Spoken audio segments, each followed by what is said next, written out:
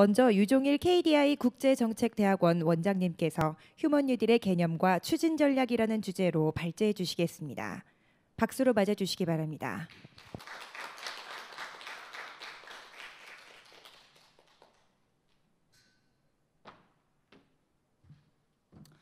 자꾸 말씀드리려니까 쑥스럽습니다. 제가 쓴 거라서 그렇게 좀 될 수밖에 없었습니다. 큰 얘기는 이 앞 세션에서 말씀을 드렸고요.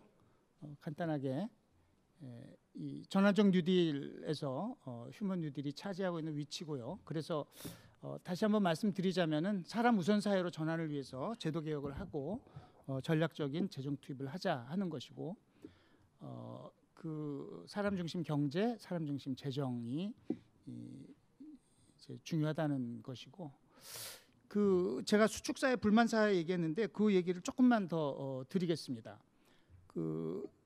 앞서서 출산율 문제가 나왔는데, 출산율이 줄어드는 데는 여러 가지 요인이 있습니다. 문화적인 요인도 있고 다양한 교육 양육비 문제도 있고 다양하게 있습니다만은, 아까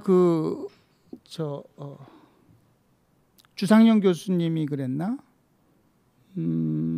이게 자신이 없어서 미래에 대한 그 불안감 때문에 결혼과 출산을 이제 생각하지 못한다 그런 얘기를 했는데, 생각을 안 하는 사람들도 많아지기는 하지만은 결혼을 하고 싶어도 못하는 경우가 사실은 굉장히 많다.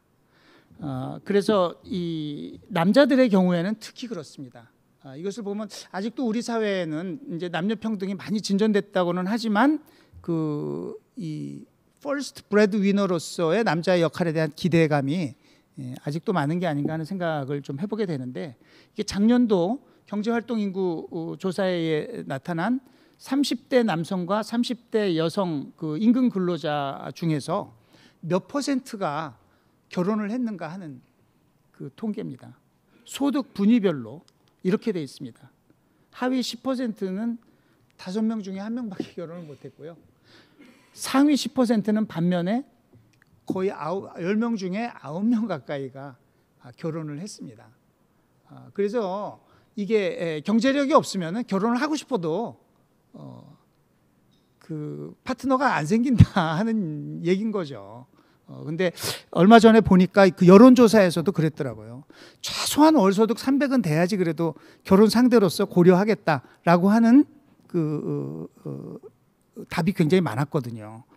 그런데 이제 사실은 여기 계신 분들은 그렇지 못한 분들이기 때문에 그 짝을 찾기가 어렵다. 그래서 이 경제적 요인이 이 낮은 혼인율, 출산율에 다는 아니지만 상당히 중요한 역할을 하고 있다는 것이 확인이 되는 것이고, 대증적 요법으로 해봤자 별로 효과가 없다 하는 것을 제가 아까 잠재 성장률 그 도표 보여드렸지만은, 이거는 우리 그 통계청에서 시시때때로 또 앞으로 출산율이 어떻게 될 것인가 전망을 하거든요. 그 전망에 비해서 실제 출산율은 더 내려오고, 그러면은 그 다음에 전망을 또 더 밑으로 하고 가장 최근의 전망은 이렇게까지 지금 내려왔습니다. 아시는 대로 작년에는 그 합계 출산율이 1을 밑으로 0.98까지 내려가는 참 세계적으로 기이한 그런 현상까지 벌어졌었던 거죠. 그래서 2006년인가요? 그때부터 해서 우리나라는 저출산 대책 5개년 계획이라는 걸 세워가지고 범국가적으로 이 문제에 나름대로 대처한다고 그 5개년 계획을 3번이나 했습니다. 그런데 현실은 이렇다는 거죠. 왜? 다 대증요법이니까. 이 내리막길을 계속 가면서 이거 조금 하고 저거 조금 하고 셋째 나면은 무슨 특혜를 10만 원을 준다, 100만 원을 준다, 1000만 원을 줘도 그거 가지고는 안 되는 겁니다. 우리 이 사회경제 시스템이 우리 밀레니얼 세대에게 아니면 또 그 이후에 지금 21세기에 태어난 젊은이들에게 희망을 주는 그 시스템으로 가야 되고, 무엇보다도 양육 부담이 획기적으로 완화되지 않으면은 이 문제 턴어라운드 하기 어렵다 하는 말씀이고요. 이 수학 체감 얘기는 아까 말씀드렸으니까 제가 더 말씀드리지는 않겠습니다. 단지 이것은 지금 한국은행에서 자본 소득 비율 계산해 가지고 내놓은 건데요. 자본 소득 비율이라고 하면은 거꾸로 얘기하면은 자본 생산성의 역이나 마찬가지입니다. 그래서 그 소득 1,000원어치 이 소득을 만들어내는데 자본이 점점 더 많이 들어간다는 얘기거든요. 그러니까 자본을 늘려봤자 소득이 늘어나는 건 점점 줄어든다는 것을 보여주는 거고요. 이것은 우리나라가 이게 그 국제 무슨 기구더라 제가 까먹었는데 거기서 작년에 나온 겁니다만은 각국의 로봇 대수예요. 노동자 10,000명당 로봇을 몇 대나 쓰고 있나. 전 세계에서 가장 많이 쓰는 나라가 대한민국입니다. 그런데 그냥 그렇게 보지 않고 기대 로봇 대수는 뭘로 계산하냐? 임금이 높을수록 로봇을 많이 써야 될 거 아니에요, 그죠? 임금이 싸면 사람을 써야 되고, 그러니까 임금 수준 대비로 해서 이 정도 임금 수준이면 로봇을 이렇게 많이 써야 되겠다, 이 정도면 조금 써야 되겠다라고 하는 그 수준에 비해서 얼마나 더 많이 쓰느냐, 그렇게 봤더니 역시 대한민국은 1등인데 훨씬 더 압도적으로 1등이 되더라라고 하는 얘기예요. 다시 말해서 뭐냐? 제가 말씀드린 대로 계속 우리는 자본 위주로 가고 사람의 능력을 키우고 그걸 바탕으로 성장하려고 하는 건 굉장히 소홀히 했다. 이것은 기업 경영하는 사람들도 그렇고 정부 정책하는 사람들도 그렇고 온 국민의 머릿속에서도 성장하려면 투자도 해야 된다. 이렇게 공식화가 돼버렸다라고 하는 것입니다. 그런데 실제로 구체적으로 야 우리가 지금 4차 산업혁명 왜 뒤떨어졌지 하면은 투자를 조금 해서 돈이 없어서가 아니고 인재가 없어서라고 얘기를 하는 거예요. 큰 모순이 존재한다라고 하는 것입니다. 말씀드린 대로 세계 최고로 R&D 투자를 하는데도 이 혁신은 잘 되지 않고 있다. 그 R&D 투자 비중 세계 1등이 됐다는 것이고요. 이 KDI에서 재작년인가 나온 연구입니다만은 이 정부가 중소기업 R&D 지원을 하는데 중소기업들 선택해서 R&D 지원을 받은 기업하고 지원받지 않은 기업의 성과를 이렇게 비교해봤더니 시간이 지날수록 지원받지 않은 기업들이 더 성과가 좋고 정부 지원받은 기업들이 성과가 나쁘더라라고 하는 결론이 나온 것이에요. 그래서 제가 강조하는 겁니다. 이거를 지금 쓰는 방식으로 계속 돈을 더 투입하면은 결코 그것은 해결책이 아니다. 이 돈 쓰는 방법과 내용을 전환해야 된다. 그래서 전환적 뉴딜을 강조한다라고 하는 것입니다. 그 불만 사회에 뭐 얘기했습니다. 너무 경쟁을 많이 하고 삶이 불안정하고 불공평하고 피곤하고 노후 보장이 잘 안 돼 있고 그러다 보니까 이 행복도 삶의 만족도가 떨어진다. 유엔의 뭐 행복 보고서나 OECD 베터 라이프 인덱스에서 확인이 되고요. 자살률 이것이 대한민국입니다. 자살률 남들은 떨어지는데 한국은 자살률이 쭉 이렇게 올라갔고 이 가장 그 나이 들어서까지 72세, 73세까지 실질적으로는 공식적으로는 은퇴를 가장 일찍 하지만 실질적으로는 노동시장에서 일을 완전히 그만두는 것을 가장 늦게 하는 나라가 돼 있는 것이 노후 보장이 너무 안 돼 있으니까 그것이 대한민국이고요. 그렇게 되다 보니까 곳간에서 인신 난다고 좀 여유가 있어야지 사람들 배려도 하고 그러는데 그렇지 못하니까 굉장히 각박하고 갈등이 많은 사회가 돼 있는 겁니다. 그래서 사회통합지수 우리 보사연에서 해보니까 30개국 OECD 국가 비교해봤더니 29개국이더라. 우리 밑에 있는 건 이스라엘인데 거기는 알잖아요. 맨날 전쟁하는 나라고. 그래서 특수학교 만든다 그러는데 어르신들이 저렇게 부모들이 무릎 꿇고 기는데도 안 돼. 너희들 오면은 집값 떨어져.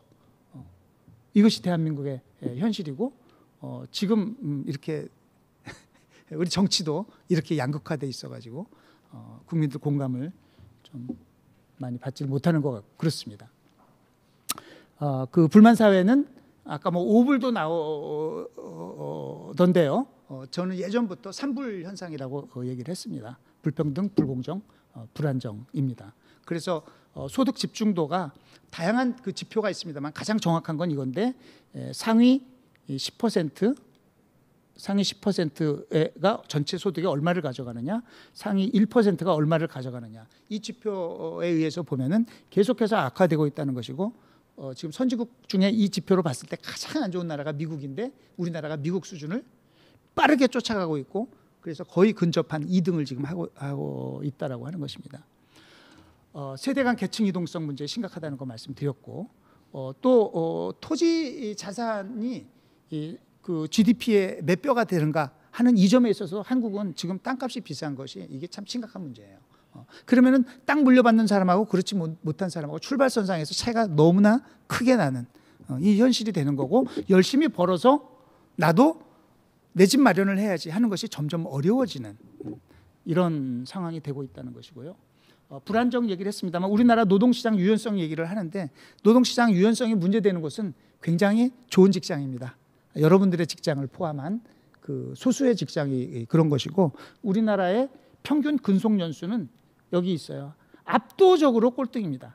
노동시장이 굉장히 유연하다고 하는 미국도 평균 근속 연수가 우리나라의 2배입니다. 그래서 매우 삶이 불안정화되어 있다. 거기다가 사회 안전망도 좋지 않기 때문에, 그래서 뭐 해고는 살인이다 이런 얘기 나오고 하는 것이 현실이라고 하는 겁니다.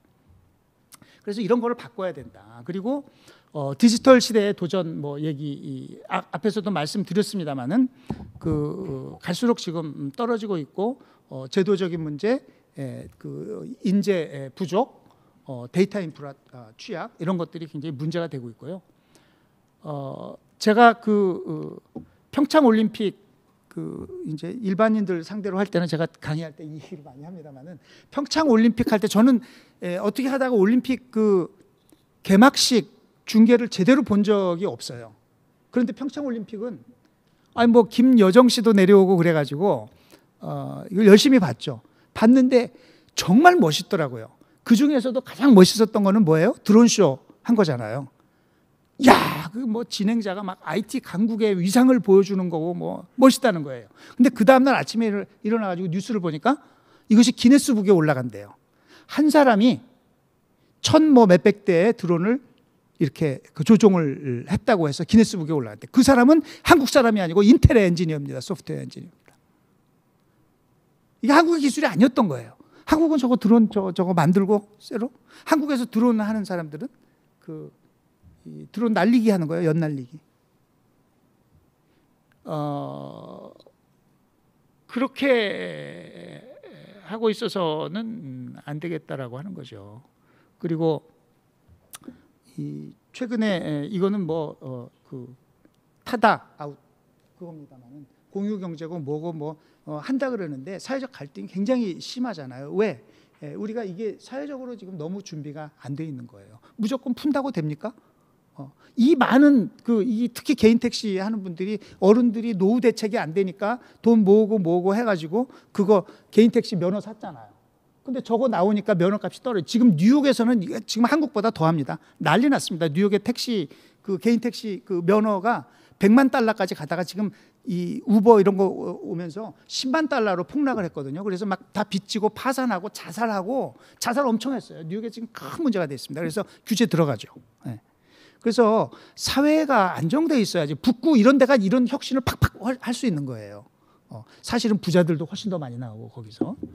그래서 이게 근본적인 전환을 해야지 눈앞에 성장만 보고 가다가는 계속된 하강 곡선을 우리는 갈 수밖에 없다 하는 거고, 그래서 사람 중심 경제라는 것이 아까 말씀드렸습니다마는 사람의 역량을 키우는 것을 가장 바탕으로 하는 그런 성장 전략을 해야 된다. 그리고 소득주도 성장, 저는 최저임금 그렇게 많이 올리고 한 거에 대해서 저는 계속해서 비판을 했고요. 처음부터 그 방법은 좀 잘못됐다. 시장에 부담을 주고 정부는 부담을 안 지는 방식으로 하면 안 되고, 정부가 나서서 재정을 가지고 이것을 적극적으로 하면서 시장이 따라오도록 하고, 이 부분적으로 사각지대 이런 부분들을 보호하기 위한 규제 정책이 들어가야 되는데, 이게 거꾸로 됐다는 건 제가 누차에 가서 지적을 했던 부분이고요. 그다음에 제가 경제민주화 전공이라 그러는데 경제민주화라는 건 결국은 우리가 어떤 시스템을 가지고 어떻게 규제를 할 거냐, 무엇을 통해서 돈을 벌게 할 거냐,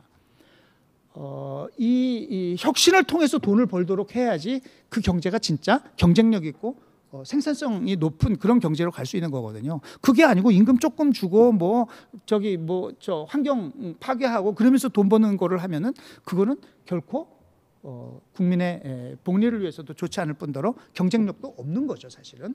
그렇기 때문에 경제 민주화도 사실은 가장 기본이 되는 성장 정책이라고 저는 보고 있습니다.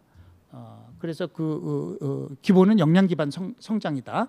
이 얘기는 이제 조금 있다가 우리 김태준 박사님께서 저보다 100배 더 잘 설명을 해주실 거니까 그때 듣기로 하고요. 그리고 소득 주도 성장은 이제 앞에서 그 주상영 교수님이 이제 잘 말씀을 해주셨어요. 우리나라는 매우 비정상적인 그 수요 구조를 가지고 있고 그렇기 때문에 매우 그 성장에 너무 그 외국에 의존하고 있는데 제가 그 요거 하나만 좀 강조드리고 싶어요. 제가 본문에는 사실 이걸 쓰질 못했는데 이것은 전 세계의 무역 증가율입니다. 그 무역 증가율이라고 하면 전 세계 무역이 전 세계 소득에서 생산에서 차지하는 비중이에요. 그게 점점 커져왔죠. 그런데 지금 60년부터 80년 정도까지 이렇게 쭉 커져왔고 그 다음에 정체기를 겪었다가 90년대 중반 이후부터 저 글로벌 금융위기가 날 때까지 쭉 커졌다가 이제 최근 데이터는 그렇습니다만 이게 또 지금 정체 상태로 간 거예요. 우리나라의 패턴이 사실은 그걸 따라갑니다. 우리나라가 무슨 뭐 전 세계 흘러가는 거하고 관계없이 그런 거. 요즘 세계 경제 안 좋으니까 우리나라 수출 타격 받잖아요.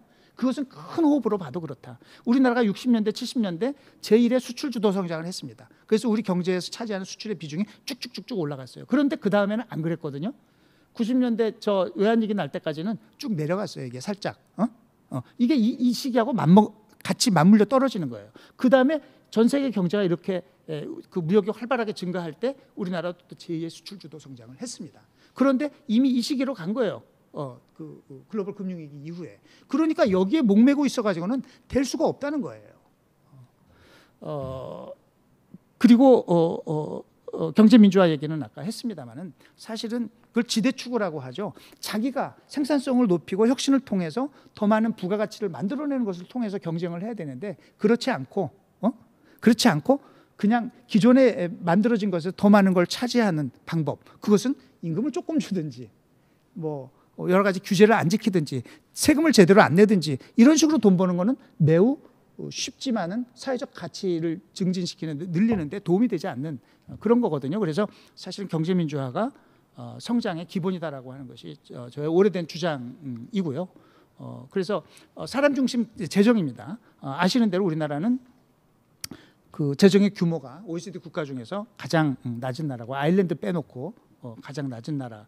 이건 작년에 우리 기재부의 재정 정책 보고서에서 그대로 제가 따온 것이고요. 아까 보여드린 사실은 재정 규모가 작고 그 결과 소득 재분배도 거의 하지 않는 나라다.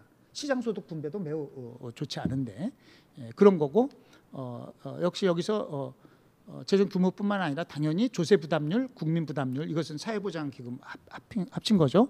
또 GDP 대비 공공사회복지 지출 비중 이런 것들이 다 OECD 평균에 비해서 매우 낮다. 사회복지 지출은 반도 안 된다. 이것이 현실이고요. 그래서 이거를 하는데 재정의 기본적인 역할은 과거에 우리가 정부 주도 산업화를 막 하고 고도 성장을 했잖아요. 그 유산이 아직까지 좀 남아 있는 거예요. 그래서 그것에서부터 많이 변하기는 했지만 이제 완전히 좀 그걸 청산하고 전환을 해야 된다. 그래서 시장에 실패하는 분야에만 집중하고 너무 이렇게 산업 지원하고 기업 지원하는 거 하지 말고 복지 교육 중심으로 해서 사회적 투자를 대폭 확대해야 된다 하는 거고 오히려 이 산업에 대한 지원이 신속한 구조 조정 그리고 혁신을 방해하는 역할을 하고 있다. 예를 들어서 대우조선 같은 거 생각해 보세요. 얼마나 많은 돈을 거기다가 때려 박았습니까? 그 혁신 성장의 핵심 기제는 시장 경쟁이다. 경쟁으로부터 나오는 거다. 그리고 그렇게 혁신을 위한 리스크 테이킹 또 시장 중심 구조 조정 이런 것이 가능하도록 하려면은 그것은 시장에서 일어나는 거예요. 기업은 망해야 돼요. 가치를 생산하지 못하는 기업은 빨리빨리 망해야 되지만 그렇다고 해서 사람을 죽게 해서는 안 되잖아요. 사람은 보호가 될 수 있도록 하는 그 시스템을 더 강화시키는 것이 매우 중요하다라고 하는 것입니다. 최근 뉴질랜드라는 나라는 제가 시간 남았습니까? 뉴질랜드라는 나라는 매우 조그만 나라지만 흥미로운 나라입니다. 1911년 뉴질랜드는 세계 최초로 뭘 했습니까? 박수길 선생님, 뭘 했습니까?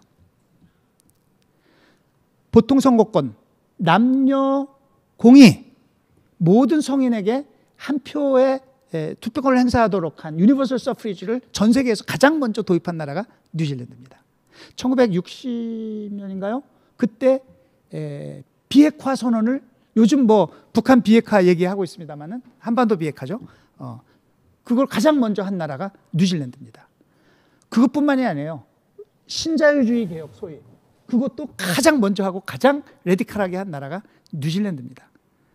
올해 뉴질랜드는 웰빙 버짓이라고 하는 제가 복지 중심 재정 제도라고 했습니다만은 사람의 웰빙을 중심에다 놓는 맨날 경제 이런 거 따지고 하는 것이 아니라 그걸 하자 해가지고 5가지 이 기준을 제시하고 이것이 아니면은 신규 지출 없다 이렇게 한 거예요. 그 5가지 기준이 우리 휴먼 뉴딜, 디지털 뉴딜, 그린 뉴딜하고 딱 맞습니다. 그래서 휴먼 뉴딜에는 정신건강 증진, 이 사람 행복하게 만드는데 이게 제일 중요한 거거든요. 우울하고 괴로운 거 제일 골 때리는 겁니다. 가성비 제일 높은 지출이 사실은 심리상담 받는 거라고, 그것은 이 경제학에서 행복경제학 연구하는 사람들에 의해서 입증이 된 부분인데요. 아동 빈곤 문제, 그리고 우리나라에는 별로 해당은 안 됩니다만 원주민 불평등 문제, 이 휴먼 뉴딜에 해당되는 거죠. 요것들 아니면 디지털 역량 제고, 지속 가능 경제로 전환, 딱 맞는 거예요. 이거 아니면은 신규 지출 안 된다 이렇게 하고, 지금 가장 많이 여기서 예산 가장 많이 늘어난 게 가정폭력, 성폭력 피해자 지원 하는 거고 이렇게 돼 있습니다. 이게 이제 사람 중심 재정의 가장 앞서가는 형태라고 볼 수 있고, 그래서 정책 과제는 이게 저희가 많은 것을 해야 됩니다만은 이제 대표적으로 그거를 설명을 드리기 위해서 창의적 학습 사회 얘기를 하고 있고, 그 다음에 사회복지 의무보호 서비스, 문화여가 서비스 등 이런 이 사람의 삶의 질 확보를 위해서 중요한 고급 서비스, 좋은 일자리 만드는 이거를 좀 내세우고 있습니다. 그 얘기는 다음 발표에서 듣도록 하고요. 그래서 근본적인 경로 전환이 필요하다. 경제 하다가 오히려 경제도 안 된다. 휴먼 해야지 경제도 산다 하는 얘기 마지막으로 드리면서, 그 다음에 이제 제가 이거는 저희가 전체적으로 금년도 당장 첫 해에 해야 될 거, 앞으로 3년 동안 해야 될 거, 그리고 또 그 다음에 5년 동안 해야 될 거에 대해서 크게 아무튼 단계적으로 그림을 그려가지고 추진을 해야 된다 하는 얘기까지 드리고 발표 마치도록 하겠습니다. 감사합니다. 네, 유종일 원장님 감사합니다. 다음으로 김태준 한국교육개발원 선임연구위원님께서 국민영양 강화를 위한 평생학습 지원 전략을 주제로 발제해 주시겠습니다. 큰 박수를 맞이해 주십시오.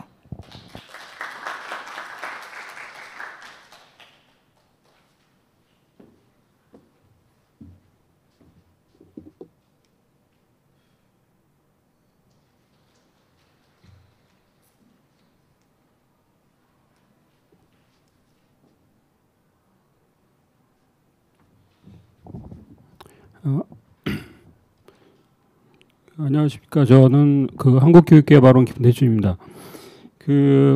앞서 이제 유종일 원장님께서 휴먼 뉴딜에 관해서 이제 말씀 드렸는데, 사실은 이제 본격적인 정책 사례, 개발 사례로 이제 사실은 순서가 넘어가는 건데, 아시다시피 휴먼 뉴딜에는 짐작하시다시피 여러 가지 다양한 정책과 개선해야 되는 부분이 있습니다. 근데 이 평생학습 부분은 그 중에 사실은 일부분이라고 보시면 되겠고요. 그리고 그렇지만은 이제 대표적으로 중요하다고 생각해서 아마 여기 순서를 배정하신 것 같습니다.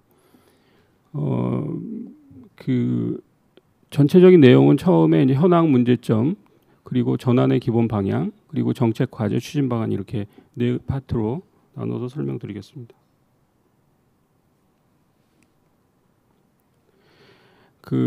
현황은 한 세 가지 정도로 간단히 말씀드리고, 여기 대부분이 전문가분들이 참석하신 것 같아서 간단히 말씀드리겠습니다. 첫 번째, 아까 이제 원장님께서 주로 강조해 주신 부분이 이제 저출산, 우리나라 이제 처해 있는 그런 부분이었는데요. 그 저출산 못지않게 아마 고령화가 심각하다는 거 잘 그 아시겠고, 그리고 그 속도가 우리나라 굉장히 이제 그렇지만은 또 반면에 그 사실은 새로운 그 뉴미디어의 등장, 그리고 뭐 4차 산업혁명이라는 그런 이슈가 지금 우리한테 다가오고 있습니다. 그런 시대에 살고 있고요. 그래서 결국에는 아까 뭐 계속 강조했던 바와 같이 역량 개발을 어떻게 할 것이냐, 이제 이런 이슈가 나오게 되는데, 그럼 4차 산업혁명은 어떤 건데 사람은 어떤 그 거기에 어떻게 대비해야 되지?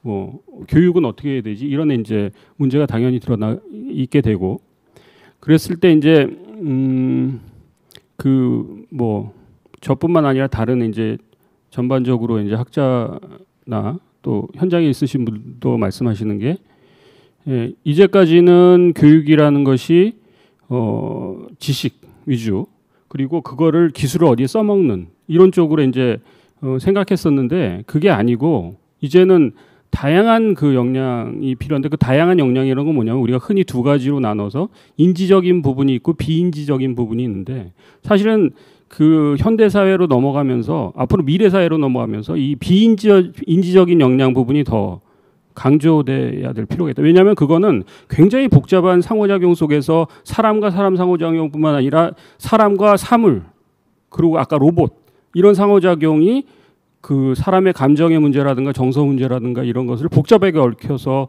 그것을 그 매니지해야 되는, 혹은 그런 그 네트워크 세계에서 대응해야 되는 이런 상황이었을 때, 여기 뭐 그 그림으로 제시한 바와 같이 최근에 그 인포시스라는 그 컨설팅 그 회사 저기인데요. 여기서 이제 좌뇌 우뇌 나누어서 그 다양한 이제 우리가 역량을 볼 수 있고, 이것이 이제 4차 산업, 우리가 그 전에는 이제 좌뇌 위주로 인지적인 부분만 이제 생각했었는데, 우뇌 부분도 이렇게 굉장히 많은 죄송합니다. 그 한국의 전체적으로 봤을 때, 한국이 국제적으로 봤을 때 그 계속 이제 창의성 얘기를 많이 하는데 죄송합니다. 그 GCI 지수라고 글로벌 크리에이티비티 인덱스라는 그 지수가 있습니다. 그래서 이 창의성에 관한 굉장히 그 신뢰할 만한 그런 조사들이 이루어지고 있고, 그 지표가 나오고 있는데, 여기 보시면은 여기 한국의 위상이에요, 이게. 근데 이게 이제 그 캐나다 토론토 대학의 마틴 프로스페리티 인스티튜트라는 데서 이제 정기적으로 발표하고 있고, 우리가 여기 참여하고 있는데요. 이 크리에이티비티 지수를 하는데 세 가지 구성 요소를 가지고 있어요. 평가해요. 그래서 테크놀로지, 탤런트, 톨러런스입니다. 그래서 기존의 생각은 약간 틀리죠. 탤런트 부분까지 이해되는데 톨러런스는 약간 낯설 수도 있어요. 관용이라는 것. 근데 사실은 이 관용도 굉장히 중요한 요소라고 보고 있고요. 이 세 가지 요소에서 한국이 2011년과 2015년 측정에서, 이게 가장 최근 측정인데 2015년이 테크놀로지는 8위에서 1위로 이제 올라갔는데, 탤런트는 24에서 52로 떨어지고, 톨러런스는 62에서 72, 거의 이거는 굉장히 바닥 수준입니다. 그래서 아까 말씀드렸던 우리가 그 인지적인 거 말고 비인지적인 거, 이것이 지금 앞으로 어떻게 대처할 것인가가 중요한 이슈라고 이제 봐지는 겁니다. 그림으로 표현해 본다면 이렇게 이제 표현합니다. 그래서 인지적인 부분을 우리가 인적 자본에 해당되는 부분이다, 이렇게 생각하면은 나머지 그 우리가 사람들의 인간관계라든가, 혹은 또 남을 배려하는 거라든가, 혹은 또 다른 뭐 좀 사회적으로 얘기한다면 정치적인 그런 의식까지도, 시민의식 이런 것까지도 사회적 자본이라고 본다면, 이런 부분에서 굉장히 이제 우리가 문제가 있다라고 봐지는 거고요. 계속되는 결과가. 그다음에 정체성 자본이라고, 우리가 이 아까 이제 원장님 말씀하신 부분에서 많이 나왔는데, 우리가 왜 사는지, 우리가 뭐 실존적 의미라고 이제 그 철학에서는 얘기하잖아요. 그런 것들에 대한 의미를 자꾸 뭐랄까 이렇게 잃어가는 이런 뭐 그래서 자살률도 높고 아마 그런 상황이 벌어지는 것 같습니다.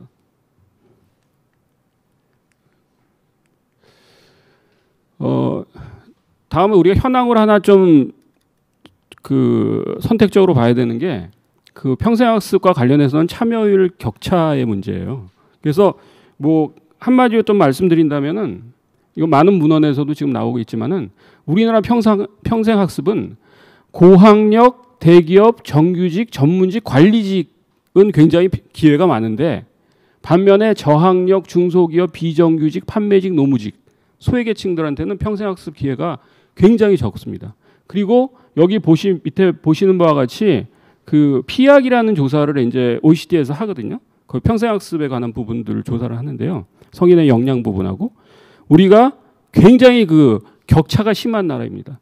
여기 보시다시피 학력에 따른 격차도 뭐 터키가 제일 1위고 우리가 2위고요. 그리고 사업장 규모에 따라서도 그 우리가 격차가 굉장히 크고요. 대기업이냐 중소기업이냐 아까 그거죠.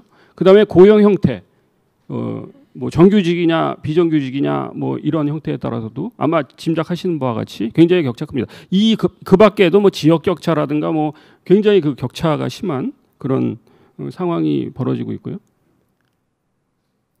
그래서 그러한 이제 뭐 간단히 말씀드렸지만 그러한 현황에 기초해서 봤을 때 전환은 어떤 식으로 전환해야 되냐 이렇게 했을 때 한 3가지 정도로 좀 생각하고 있습니다. 그래서 첫 번째가 이건 일반적인 얘기일 수도 있겠는데 그 혁신적 포용이라는 그런 기반 하에 평생학습 사회로 우리가 전환해야 된다라고 제가 이제 설명을 드리려고 하는데 아마 이렇게 생각하시는 분들 많을 것 같아요. 여기 이제 송 원장님 오랫동안 평생교육 쪽에 연구하시고 그쪽에 이제 정책도 하시고 그랬는데 제가 그 우리나라가 사실은 평생교육 정책이 본격적으로 시작된 게 그 제가 한국교육개발원에 근무하거든요. 거기에 평생교육센터가 생기면서 사실은 그렇다고 봐야 됩니다. 2000년도 제가 입사거든요. 근데 제가 들어오면서 이제 센터가 생겼는데 그러면 거의 20년이 지금 가까워오는 거예요.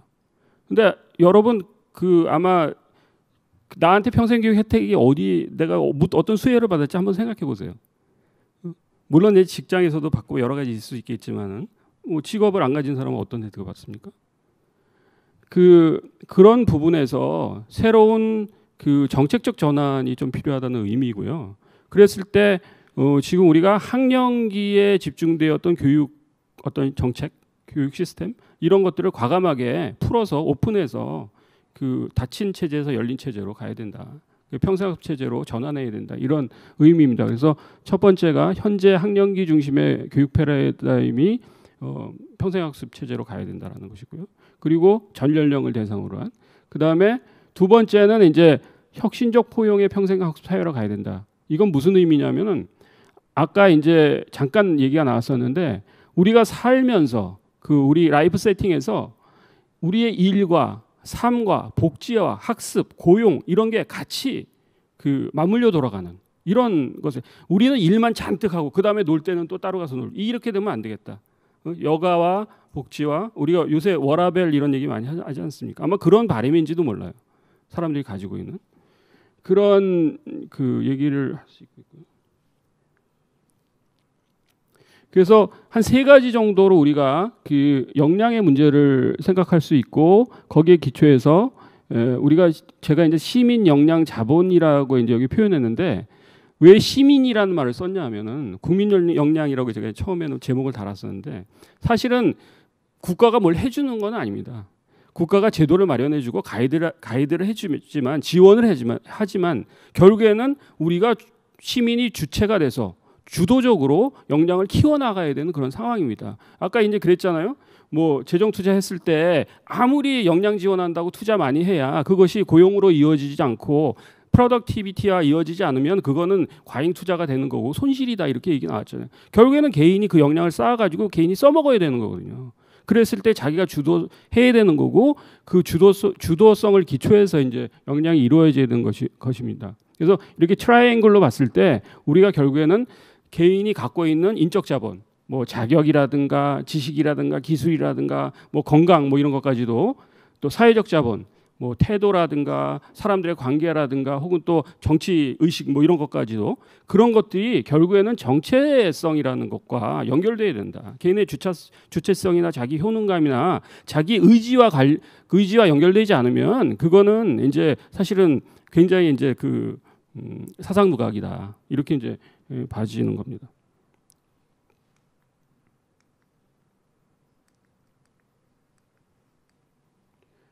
요 그림을 보시면 좀 이해가 빠르실 것 같은데요. 제가 그거를 지금 아까 원장님이 창의적 학습 사회 그랬는데 제가 이걸 좀 바꿨어요. 그거를 사실은 창의적 학습 사회는 전체적인 우리가 프레임이고 그거를 해야 되는 그 전략적인 부분은 사실은 혁신적 포용 학습 사회다. 이렇게 이제 저는 봐지고요. 평생 학습 사회를 봐지고요. 그거를 굳이 표현한다면 뭐 IILLS 그래서 이노베이티브, 인클루시브, 그 라이프롱 러닝 소사이어티 이렇게 이제 저는 생각을 하고요. 그리고 그랬을 때 아까 국민 역량, 시민 역량이라는 것은 혁신 역량과 포용 역량 두 가지를 이제 그 발전시키는 그런 거로 봤을 때 혁신 역량 부분은 인적 자본과 정체성 자본을 그 키워 나가는 것. 아마 거기 예컨대 정체성 자본은 자기를 내적으로 통제한다거나 혹은 매니지한다거나 자존감을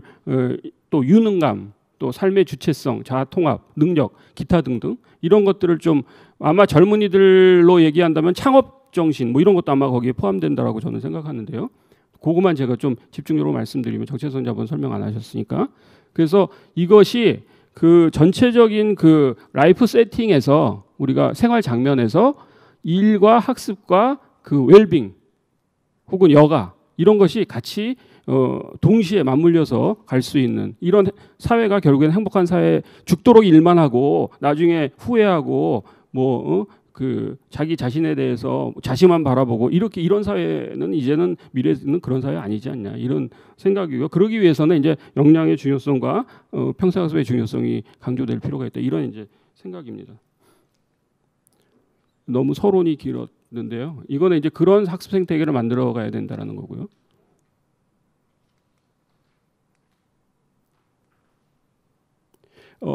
구체적으로 이제 그러면 평생학습 체제로 전환한다는 게 뭐냐?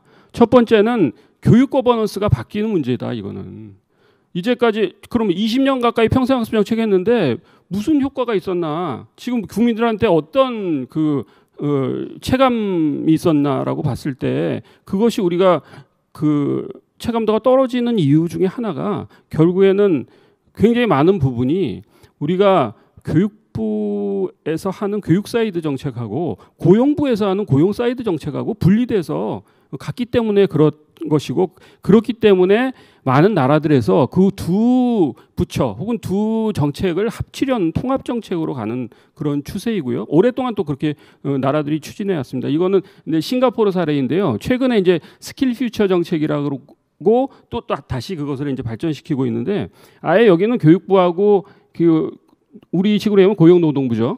같이 간판 같이 달고 있습니다. 그래서 거기서 같이 그 일을 하도록 되어 있고요. 뭐 구체적인 일을 어떤 일을 하느냐는 이제 아마 조금 제가 사례로 설명드리겠는데요.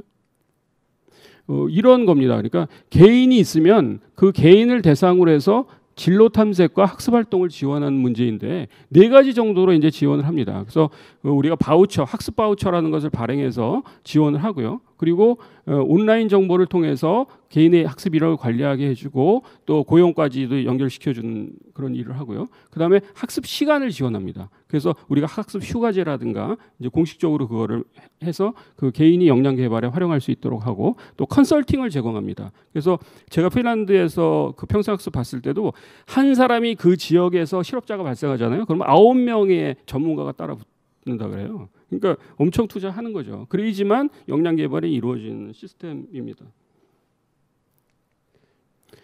이거는 스킬 퓨처스 그 정책에서 재원 조달 구조인데요. 여기 보시다시피 하나, 둘, 셋, 넷, 5개의 그 펀드가 통합되어 있습니다. 예컨대 라이프롱 러닝 펀드, 엔도우먼트 펀드라는 것은 평생학습 기금이 지금 우리는 없잖아요. 그거를 이제 기금 조성을 하는 거예요. 그 다음에 애뉴얼 에듀케이션 버짓은 우리가 평생 뭐 그렇게 갖고 있는 거고, 그 다음에 이제 스킬 디벨롭먼트 펀드는 고용 보험 기금 같은 겁니다, 우리한테. 그리고 내셔널 프로덕티비티 펀드라는 게 또 있고요. 그 다음에 스킬 퓨처 주빌리 펀드라는 게 있어서 이거는 이제 그 도네이션 같은 걸 받아서 또 다양한 형태의 펀드 구조를 가지고 이걸 추진하고 있습니다. 그 작은 국가에서도 뭐 작은 국가에 가능할지 모르겠지만 우리나라는 어떠냐면은 세 번째가 뭐냐면 이 문제점이기도 한데요. 정책 연계가 안 되고요. 그 교육 고용 복지가 이제 분리해서 가고 있다라는 것이나 아까 재정과 관련해서 말씀드리면은 우리나라 중앙정부의 평생학습 예산 구조가 교육부가 20%고요. 그리고 고용노동부가 재원이 80% 정도 되고요. 거기에 그 80%가 고용보험기금입니다. 그러니까 대부분이 고용보험기금이라고 볼 수 있는데 우리가 고용보험 가입률을 보면요.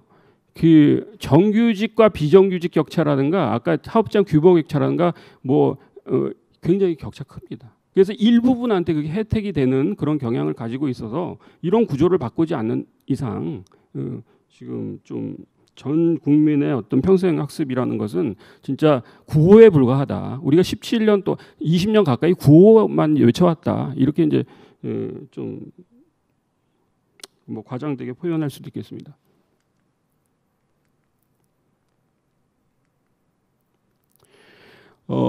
우리가 그렇게 본다면 지금 고용보험 직업능력 개발 지금 하고 있는 그 사업과 그러면 시민이 중심이 돼서 그 능력 개발을 한 사업과의 차이를 본다 그러면 근본적으로 그 기금을 통해서 하는 형태가 틀리고요. 그리고 바우처 방식을 통한다는 것이 또 틀리고요.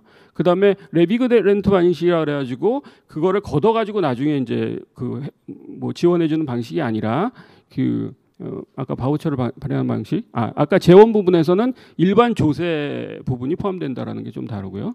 그 다음에 대상 같은 경우에는 전 국민 대상으로 또 한다는 게 좀 차이가 있고, 그리고 철학으로 보면은 효율성 기반이 아니고 형평성과 사회적 위험을 예방하는 차원의 이제 그런 철학을 갖고 있다. 그리고 시장 실패의 치유 방법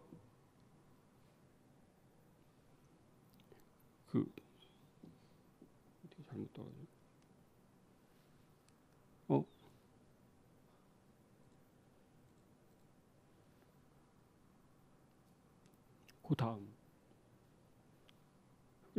죄송합니다.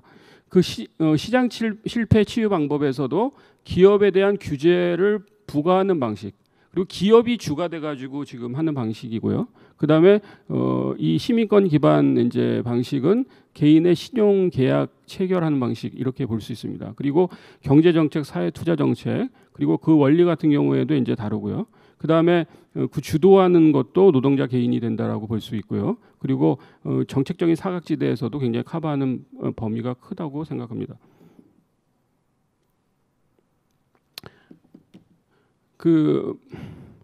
그래서 한 3가지 정도로 뭐 정책 과제라고 이제 제시를 하고 있는데요. 첫 번째는 혁신적 포용의 평생학습 기반 마련. 그래서 이거는 그런 정책을 좀 슬로건으로 내세워서 좀 과감하게 추진할 필요가 있다. 그래서 2가지가 이제 평생학습 정책 비전이나 전략을 새롭게 수립하고, 그리고 또 중요한 게 평생교육 혁신을 위한 그 통합재정 이행 시스템. 그래서 지금 하향식으로 계속 이루어지고 있는 정부 부처 단위의 그런 재원들이 아까 보았던 바와 같이 통합적으로 지역 단위에서 효과적으로 활용될 필요가 있다는 것이고요. 그 다음에 새로운 건 아닙니다. 지금도 사실은 교육계좌라는 게 있고요. 그리고 뭐 또 다른 고용 관련해서 뭐 배움 카드제라든가 이런 제도들이 있습니다. 그런데 그런 것들이 통합적으로 다시 재설계돼서 아까 뭐 메인이 기금 부분에서 메인이 했던 평생학 기금법을 제정한다거나 거기에 따른 이제 어떤 그 법률적인 그런 재설계가 필요하고요. 그다음에 평생학습 참여 플랫폼 같은 것을 만들어서 원스톱으로 그게 학습과 고용과 뭐 이력 관리 뭐 이런 것들이 통합될 수 있는 그런 이제 서비스 체제가 구축될 필요가 있는데, 사실은 이것은 굉장히 오랫동안 이제 평생 학습 정책 쪽에서 얘기했던 것인데 아직 구현이 안 되고 있는 겁니다. 그 다음에 3번째로는 지역에서 그러한 제도들이 활성화된다고 했을 때 결국에는 프로그램 프로바이더가 중요한데 프로그램이 있어야 되잖아요. 그리고 어디 가서 우리 배워야 되는데 지금 체제로는 좀 힘들다. 그리고 그랬을 때 이제 우리가 지방 대학 지금 굉장히 문제가 많은 그런 대학들이 좀 활용될 수 있고 또 다른 쪽에 그 프로그램 프로바이더들이 이제 좀 저기가 될 수 있다. 그래서 그런 생각을 좀 하고 있고요. 그 자세히 좀 제가 요점만 좀 중요한 부분만 말씀드릴게요. 시간 관계상 그 정책 비전하고 전략 수립 부분에서는 그 아까 이제 그 얘기죠. 그 학교 교육 중심의 체제를 국가 평생 교육 거버넌스 체제로 변하는 그러니까 거버넌스의 중요한 문제이고요. 그래서 그랬을 때 이제 결국에는 이제 뭐냐 그 나머지는 이제 제가 설명했던 부분인데 거버넌스 문제인데 거버넌스가 그 우리가 이제 교육인적자원부 만들어서 교육부총리 만들었잖아요. 근데 그게 굉장히 오래됐습니다. 지금 부총리 만든 지가 사실 이런 거 하자고 부총리 만든 거거든요. 근데 전혀 안 되고 있잖아요. 그러니까 그게 바로 거버넌스인데 지금 그럼 어떻게 해야 되느냐 이렇게 봤을 때 사실은 그 관련 법률 제정이라든가 이런 게 굉장히 필요합니다. 지금 완전히 다르거든요. 고등교육법, 평생교육진흥법, 무슨 교육기본법 다 다르거든요. 근데 그게 통합해서 가지 않으면 그걸 조정하지 않으면 법적 근거가 전혀 없습니다. 그래서 그 아까 싱가포르 같은 경우에도 그 법을 만들었어요. 법을 만들었고 지금 제가 두 번째인데 그 여기 미국의 워크포스 인베스트먼트 액트 같은 경우에도 이걸 통해서 그 중앙에서 하향식으로 내려오는 재정 시스템 이런 것을 싹 바꾼 거예요. 그 워크포스 인베스트먼트 액트로부터 시작된 게 실리콘밸리입니다. 그 네트워크 구조를 그렇게 해서 만들 수 있었던 겁니다. 그래서 우리가 지금 혁신 도시 만들고 거기에 뭐 클러스터 만들고 뭐 그렇게 얘기해서 지금 하려고 하는데 여기처럼 그런 법적 근거 없으면 안 됩니다. 국가 균형 개발 그거 가지고 안 돼요. 그래서 저는 이제 그런 부분에서 좀 이제 평생교육 관련 소관 법률 이런 부분들이 굉장히 중요하다. 그리고 이행 체제도 중요하다. 예컨대 그 영국에 가면은 그 RDA라고 있어요. 그 리저널 디벨롭먼트 에이전시라고 지역 개발의 이제 중심 한데 거기서 뭐 하냐면은 정부 부처에서 각 부처에서 내려오는 펀드를 다 모아요. 거기서 모아가지고 여기에 이제 아까 우리가 원스톱 고용센터라든가 또 이제 뭐 학습 지원한 거 거기서 다 디스트리뷰션 하거든요. 그러니까 그런 거 없이는 우리가 굉장히 부처 간의 그 사업으로는 조정할 수가 없는 거예요. 그래서 그런 부분에서 좀 이제 변화가 필요하다. 그야말로 전환이 필요하다라는 것이고요. 그다음에 국민 역량 계좌제 도입 부분에서는 요거는 이제 아까 이제 설명드렸으니 기금법 같은 경우에 아까 설명드렸으니까 생략하고요. 그다음에 평생학습 참여 플랫폼 구축인데 이것도 굉장히 오래된 얘기예요.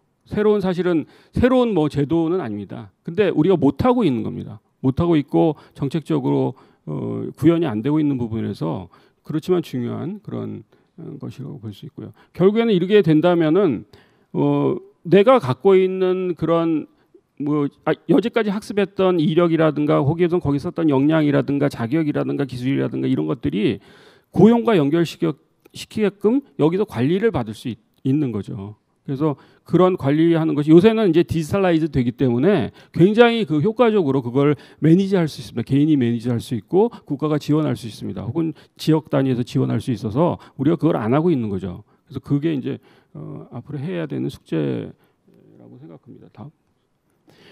아까 대학을 그 평생교육 허브로서 좀 만들어야 된다. 이거는 이제 아마 교육부도 그런 생각을 많이 가서 그런 사업을 많이 하고 있고 그렇게 되고 있는데 그게 이제 조금 더 다른 차원에서 좀 접근해야 된다. 그래서 아까 그 예컨대 역량 계좌제라든가 이런 것과 맞물려서 종합적인 정책으로 이게 돼야 될 필요가 있다라는 것이고 지금 예컨대 지방 대학이나 대학들을 이제 평가해서 지원하는 방식으로는 그런 평생교육의 이 정책이 거기 스며들어갈 수 있겠느냐 이런 것은 굉장히 회의적이라고 볼 수 있겠죠. 그래서 명실공히 여기 그림에 보시는 바와 같이 그 지방 대학이 어떤 지역 센터가 돼가지고 학습과 일과 고용 그 지역 주민의 그것을 좀 뭐랄까 이렇게 지원해주는 이런 중요한 역할을 할 필요가 있고요. 그래서 뭐 이 거기에는 이제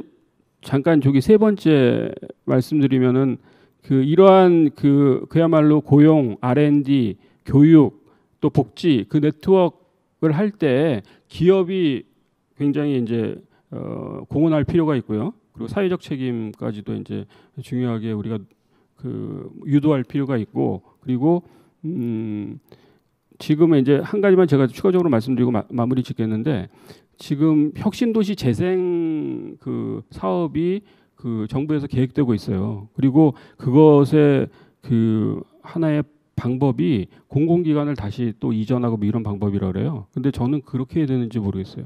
지금 혁신도시 저도 혁신도시 살아요. 사는데 공공기관 때문에 이전해서 근데 거기서 또 다른 어떤 그런 그 뭐랄까 그 시설 투자 혹은 인프라를 늘리는 방식으로 그게 혁신도시가 다시 그 재생이 될 것인가 그거는 굉장히 의문이 있어서 예컨대 혁신도시 재생 사업을 할 때 다시 뭐 시즌 2 뭐라든가 뭐 이런 사업을 할 때 여기 그 주민들의 역량을 향상하는 방식으로 해야지 그 주민들이 그 지역에서 떠나지 않고 계속 상주하면서 그 지역을 발전시키는 그것이 되는 거죠.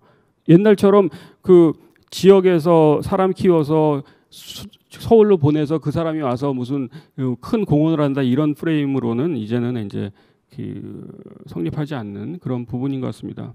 그래서 뭐 얘기할 게 많지만 시간 관계상 질의응답 시간에 다시 말씀드리도록 하겠습니다. 감사합니다. 네, 김태준 연구위원님 다시 한번 감사합니다. 이제 토론을 위해 좌장 반상진 한국교육개발원 원장님, 발제해 주신 유종일 KDI 국제정책대학원 원장님, 김태준 한국교육개발원 선임연구위원님, 그리고 토론으로 참여해 주실 반가운 한국직업능력개발원 연구위원님, 박세경 한국보건사회연구원 연구기획조정실장님을 모시겠습니다. 박수로 맞아주시기 바랍니다.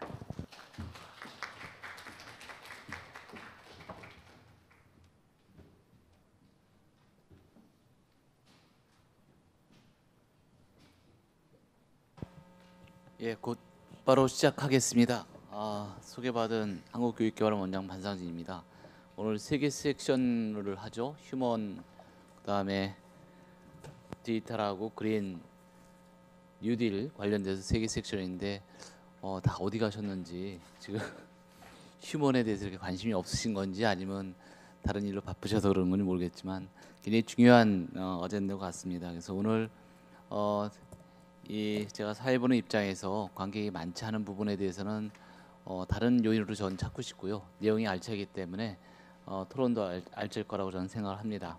자, 시간이 없으니까요. 저희들은 조직이 몇 분 없으니까 일단 제가 토론자로 참여하신 두 분 좀 말씀드리겠습니다. 한국보건사회연구원의 박세경 연구기획조정실장님 오늘 토론자로 참여해 주셨습니다. 박수 부탁드리겠습니다.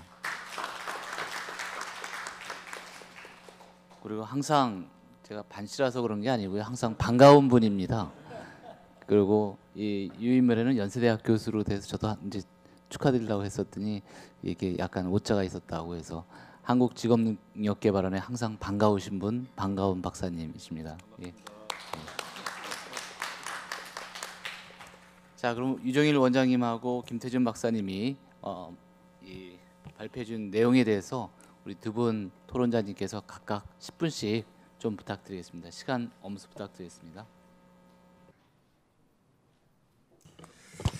예, 두 분 발표 잘 들었고요. 내용의 상당 부분 이제 공감하고 있습니다. 그렇기 때문에 제 토론은 그 각 내용에 대해서 어떤 구체적인 어떤 그 크리틱이나 이런 것보다는 좀 상호 보완적으로 제가 좀 드릴 수 있는 평소 제가 생각하고 있었던 아이디어라든지 이런 것들 중심으로 설명드리고자 하겠습니다. 일단은 그 휴먼 뉴딜, 즉 인적 자본에 대한 강조는 상당히 시의적절하고 그쪽의 재정이나 법 제도 개선을 통해서 더 강화하는 것은 올바른 전략이라고 생각을 하고요. 그런데 이제 제가 여기서 약간 고민되는 지점은 그럼 왜 지금까지 이런 일이 잘 되지 않았을까? 단순히 수요는 충분한데 우리가 이제 그런 역량을 충분히 공급할 수 있는 공급의 어떤 문제였다면 우리가 지금 평생학습이라는 이런 것들을 더 이제 늘려서 공급을 충분히 보완해 주면 될 텐데 근데 혹시 이제 수요가 너무 부족한 문제는 아니었을까? 이 부분도 이제 추가로 좀 고민을 이제 해봐야 될 것 같다는 생각이 들고요. 그 수요의 부분은 사실 이제 사회적 자본 문제랑도 상당히 이제 밀접한 관계를 가지고 있다고 생각합니다. 예를 들면 어떤 게 있냐면 이제 평생학습 참여율도 이제 상당히 우리가 좀 낮게 나오고요. 그 다음에 대기업, 중소기업 간 뭐 이런 학력별 격차도 낮게 나오는데 기업이 직접적으로 자기 돈을 들여서 평생학습 혹은 재직자 훈련을 시키는 비율은 대중소기업 간의 격차가 심한 건 당연하고 대기업도 상당히 낮게 나옵니다. 국제 비교를 해보면. 그 이야기는 뭐냐면 한국 기업의 일터라는 게 개인의 역량을 충분히 활용하는 그런 방식의 어떤 일터가 사실은 아닌 것이라고 볼 수 있습니다. 왜냐하면 우리가 생각하는 신문에 나오는 기업들은 뭐 현대, 삼성, 뭐 공공부문, 금융부문 좋은 기업이 우리나라 평균 기업이 아니고 한 30인에서 50인 사이 왔다 갔다 중소기업이 우리나라 이제 평균인데 그런 기업에서 개인이 축적한 역량이 어떤 식으로 활용되는지 이런 것들을 여러 가지 국제 비교한 자료라든지 이런 것들을 보면 상당히 역량 활용도가 낮고요. 특히 이제 스킬 지향적인 그런 작업장을 가지고 있지 않고 뭐 이런 것들이 있습니다. 이런 일은 왜 벌어지느냐? 결국 4차 산업혁명이나 이제 미래를 얘기할 때 개인의 인적 자본이 중요하고 역량이 중요하다고 하고 그것을 통해서 생산성이나 이윤을 낼 수 있다면 합리적인 기업가라면 그런 행동을 안 할 이유가 없겠죠, 당연히. 그리고 점점 더 물적 자본 투자나 이런 것보다 인적 자본이 더 중요하다는 건 이미 알려진 사실인데. 근데 제가 뭐 이런저런 연구들을 해보면 어떤 현상이 있냐면 한국은 OECD 국가들 중에서 특이하게도 고용주의 신뢰 수준이 아주 낮은 국가입니다. 그 고용주들이라 하면 뭐 대기업 회장 이런 분들이 아니고 중소기업 사장님들인데 이런 분들이 살면서 어떤 경험을 했는지 정확히 알 수는 없지만 타인에 대한 신뢰가 낮고 남을 믿지 않고 아주 이제 외로운 홀로 그런 경쟁 중심의 어떤 사고를 하고 있는 게 나타나는데 이건 인적 자본 투자라든지 스킬 활용 작업장을 만드는 아주 이제 부정적인 요소인 거죠. 왜냐하면 인적 자본이라는 거는 결국 개인에 체화되기 때문에 완전하게 계약서를 작성해 가지고 회사 떠날 때 당신이 투자받은 모든 능력을 여기 두고 가시오 이렇게 할 수 없단 말입니다. 그렇다면 기본적으로 사람의 역량을 잘 활용해 가지고 그것을 생산 현장에 쓴다는 것은 노사관계 혹은 고용주와 근로자 간에 상당한 신뢰가 이제 구축될 때 그런 현상이 만들어지는데 그런 신뢰에 있어서는 노동자의 신뢰도 중요하지만 이제 사업주 신뢰도 되게 중요하다. 근데 그것은 사실은 공정한 경제, 원하청 관계, 경제 민주화라든지 이런 것들이 사실 맞물려서 돌아가는 것들, 사회적 자본의 문제가 상당히 중요하다라는 것이고요. 그런 것들이 이제 잘 구축된 그것도 언급되고 같이 된다면 조금 더 휴먼 뉴딜의 어떤 내용이 이제 풍부히 할 수 있다는 것이 첫 번째고요. 두 번째는 그 김태준 그 박사님도 잘 지적하신 것처럼 미래의 교육이라는 거는 제도 그 기관과 일터 간의 구분이 없어집니다. 옛날에는 기관 즉 학교 포멀 에듀케이션에서 학습을 하고 즉 공급을 하고 그것을 쓰는 곳은 일터고 이런 식인데 점점 이제 학습하는 곳과 그걸 쓴 일터 간의 경계가 무너지고 기업에서도 많은 것을 역량을 이제 배우고 하는 그런 사회적 책임 활동을 사실 해야 되는 거죠. 왜냐하면 인적 자본의 스킬이라는 건 어떻게 보면 스피드 오브 이펙트 혹은 일종 공공재이기 때문에 한 기업에서만 활용되는 게 아니고 경제 전체에 활용되는 것이고 우리도 봤다시피 근속연수가 이렇게 낮은 노동시장 환경에서는 사실은 여기서 활용되는 길러진 역량이 사실 산업 어딘가에 가서도 충분히 또 활용될 수 있기 때문에 개별 기업 입장에서는 손해일지 모르지만 경제 전체 입장에서 이득이기 때문에 이런 시장 실패의 문제를 해소하기 위해서는 정부가 또 개입해야 될 필요도 있고 기업에게 CSR 같은 사회적 책임에 대해서 어느 정도 요구할 수 있는 그런 상황도 된다고 생각하고요. 한 가지 이런 기업의 사회적 책임 관점에서 HRD 인적 자본 투자를 얘기할 때 우리가 조금 놓치지 말아야 될 것이 사실은 전통적 이분법에서는 학교에서는 제너럴 스킬을 배우고 기업에서는 스페시픽 스킬을 배운다 이렇게 많이 이제 알려져 있는데 오히려 가만히 생각을 해보면 이 둘의 구분은 이념형의 구분에 불과하고 사실은 기업에서 제너럴 스킬을 배우는 경우가 훨씬 많습니다. 예컨대 저 같은 경우에 경제학을 공부를 했는데 경제학 학교에서 배웠던 미시경제, 계량경제, 통계학, 수학 이런 걸 배웠고요. 기업에서 배운 건 연구소에서 배운 건 뭐냐면 서로 협력하는 방법, 원고를 빨리 주지 않는 박사님에게 독촉해서 원고를 받아내는 방법, 훨씬 더 제네릭한 스킬이죠. 문제 해결하고 협동하고 협력하고 이런 것들은 학교 현장에서 배우기보다는 기업에서 훨씬 더 많이 배우는, 실제 일하면서 많이 배우는 제너럴 스킬이기 때문에 그런 의미에서도 기업에서 역량을 축적하고 기르는 어떤 사회적 책임을 갖게 하는 것은 상당히 이제 미래 4차 산업혁명을 바라볼 때도 중요한 역할이다라는 생각이 들고요. 끝으로 우리가 인적 자본 얘기를 할 때 축적 얘기만 많이 합니다. 그렇지만 활용도 상당히 중요하죠. 활용도. 아무리 축적이 많으면 뭐합니까? 그걸 100% 활용을 못 하는데. 근데 이 활용이라는 얘기까지 들어오게 되면 결국은 교육 정책뿐만 아니라 노동 정책, 복지 정책이 다 이제 맞물려 돌아가야 되는 일종의 사회 정책적 관점이 이제 들어가게 돼 있습니다. 기금이나 거버넌스에서 같이 맞물려 돌아가야 되는 이유가 여기 있는데요. 예컨대 이런 겁니다. 내가 축적된 역량이 충분히 일터에서 어떻게 활용되는가, 이건 앞에서 설명을 했고요.